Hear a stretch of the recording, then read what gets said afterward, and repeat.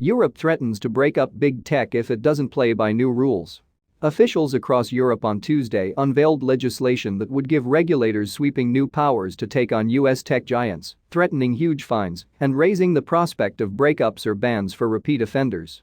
The European Commission released a set of draft policies that would force companies to change their business practices. It amounts to the most aggressive legislative effort to rein in companies such as Amazon, AMZN, Apple, Google and Facebook to date, according to industry experts. Very large social media companies and e-commerce sites face new obligations to remove illegal and harmful content from their platforms under the draft EU legislation called the Digital Services Act. A second proposal called the Digital Markets Act would subject firms that are branded gatekeepers to a list of dos and don'ts in order to prevent unfair competition. For example, such companies would be forbidden from using data obtained from business users to compete with them. The two proposals serve one purpose: to make sure that we, as users, have access to a wide choice of safe products and services online. And that businesses operating in Europe can freely and fairly compete online just as they do offline, Margrethe Vestager, the EU Commissioner leading the charge on tech issues, said in a statement. The United Kingdom, which left the European Union earlier this year, is also getting in on the act. Tech companies that fail to remove or limit the spread of illegal content will face fines of up to 10% of their annual sales under rules proposed on Tuesday. Europe is again out front in the world and taking fairly dramatic action on the tech regulation front, far beyond what any other country or region is contemplating or pursuing, said Thomas Vinge, a partner at the law firm Clifford Chance based in Brussels.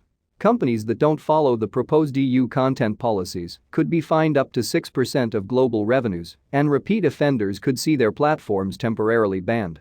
Existing powers to levy antitrust fines of up to 10% of global revenues will be extended to more areas, and in the future offenders could be forced to sell parts of their business if they continue to break the rules.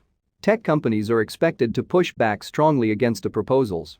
We look forward to working with EU policymakers to help ensure that the proposals meet the stated goals so that Europeans continue to reap all the benefits of digital products and services, the Computer and Communications Industry Association, a trade group that represents Amazon, Facebook, Twitter and Google, said in a statement. We hope the future negotiations will seek to make the EU a leader in digital innovation, not just in digital regulation. The proposed legislation, which could take years to enact and may still face major revisions, adds to growing pressure on big tech around the world.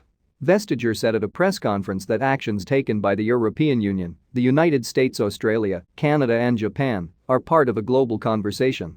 The important thing here is with size comes responsibility, she said.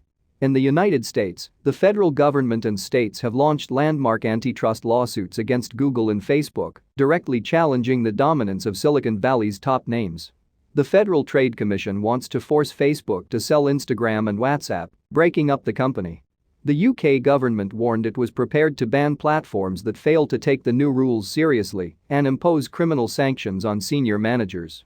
I'm unashamedly pro-tech, but that can't mean a tech-free for all, UK Digital Secretary Oliver Dowden said in a statement.